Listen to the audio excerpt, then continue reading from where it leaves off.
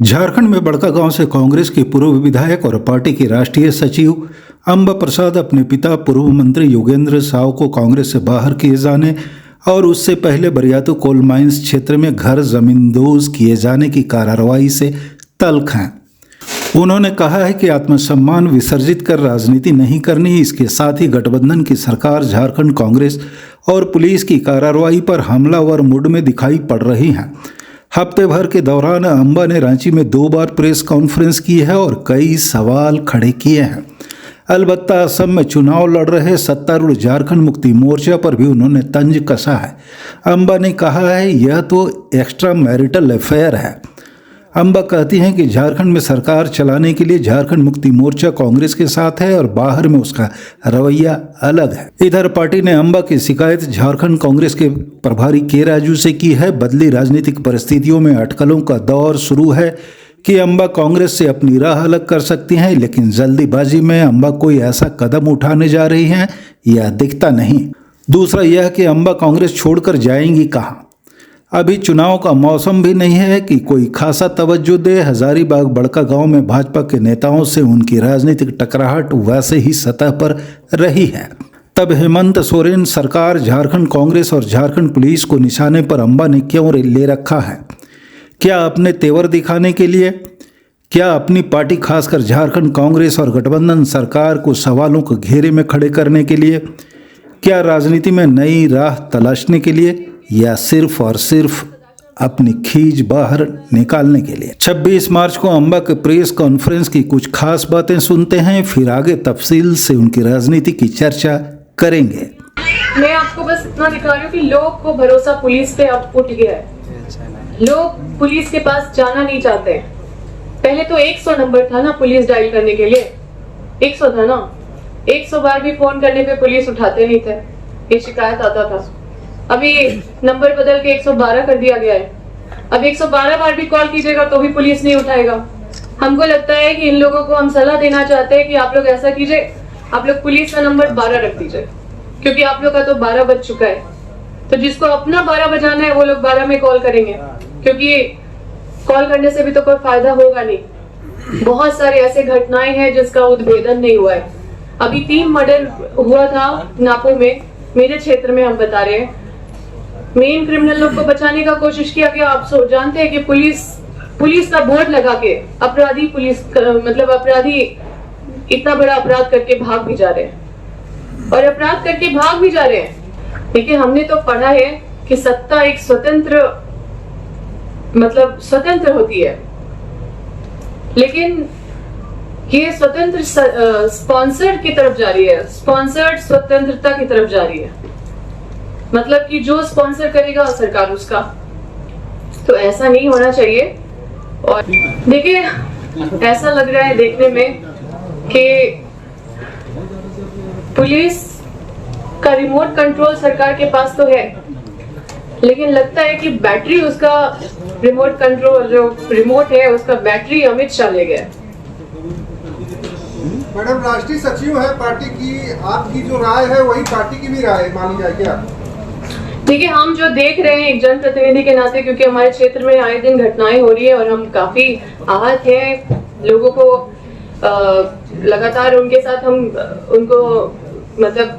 उनके साथ बने हुए हैं, लेकिन ये पुलिस व्यवस्था देख के काफी दुखी है। इसलिए हम सोचे कि आज लॉ एंड ऑर्डर पे आप लोगों के बीच आके और ये पुलिस डिपार्टमेंट को उनका चेहरा दिखाने का जरूरत है, तो वही हमने प्रयास किया है। अगर बोले कि हमको राहुल गांधी जी पे पूरा भरोसा है, क्योंकि हम मिल के आए हैं और उन्होंने मुझे बोला है कि तुम इस लड़ाई को लड़ो, और हमको आश्वस्त किया है कि इस लड़ाई में कांग्रेस पार्टी मेरे साथ है।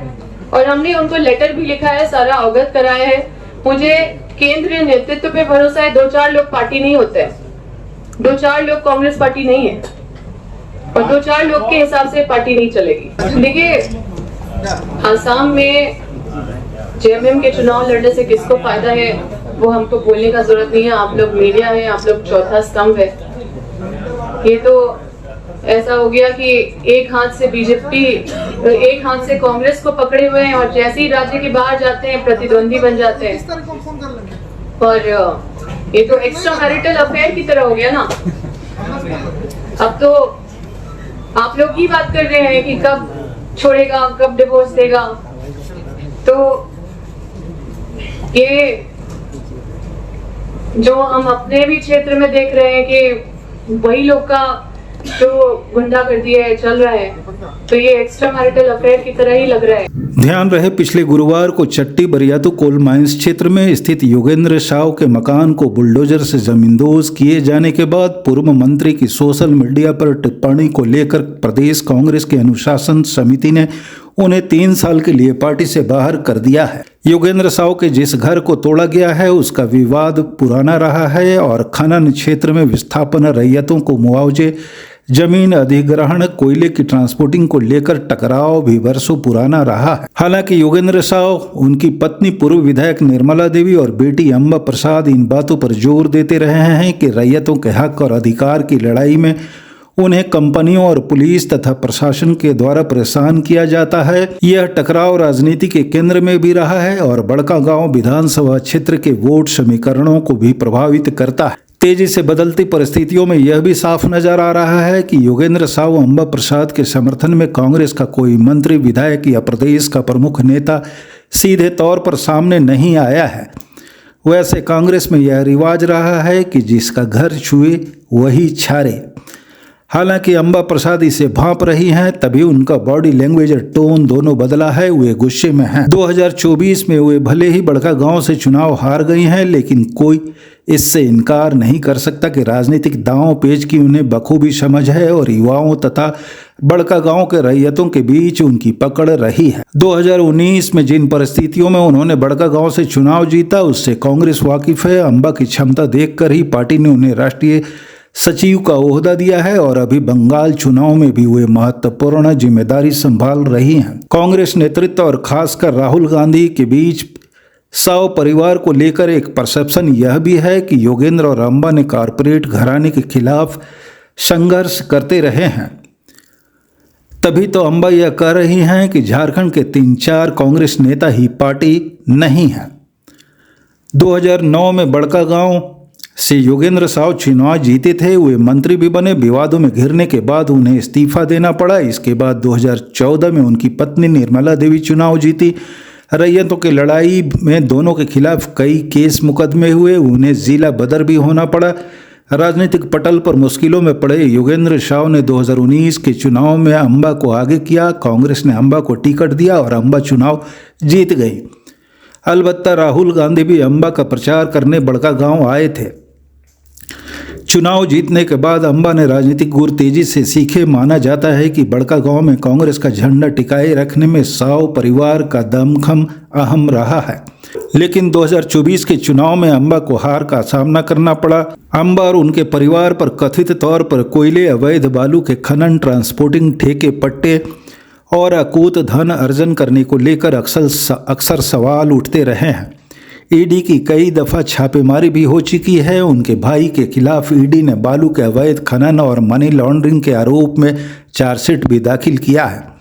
ईडी ने अपने आरोप पत्र में बताया है कि बालू सिंडिकेट के मुख्य आरोपी अंकित राज ने लाइसेंस समाप्त होने के बाद भी बालू का खनन करते रहे। इस दौरान खनन अधिकारियों को धमकाया और अंबा प्रसाद की सार्वजनिक प्रतिष्ठा का दुरुपयोग किया। रही बात योगेंद्र साव को पार्टी से बाहर निकालने की, तो उन्हें और अंबा दोनों को इसका अंदाजा तो है ही कि साल, 2 साल अथवा 3 साल के बाद चुनाव आते ही योगेंद्र साव के खिलाफ कार्रवाई खत्म हो जाएगी। दरअसल झारखंड कांग्रेस में दर्जनों मामले हैं कि पार्टी छोड़कर दूसरे दलों में जाने वाले अथवा कार्रवाई का सामना करने वाले नेताओं की वक्त पड़ते ही वापसी करा ली जाती है। इन सब के बीच एक बात साफ तौर पर रेखांकित होती है कि पार्टी और गठबंधन की सरकार में अंबा अकेली पड़ती दिखाई पड़ रही हैं। देखना बाकी होगा कि आगे उनकी राह क्या होगी और जिस नेतृत्व पर उन्हें भरोसा है वह कितना साथ देता है। शुक्रिया, धन्यवाद। फैक्ट फाइल के साथ बने रहें, लाइक करें, सब्सक्राइब करें, फॉलो करें और अपनी प्रतिक्रिया जरूर जाहिर करें।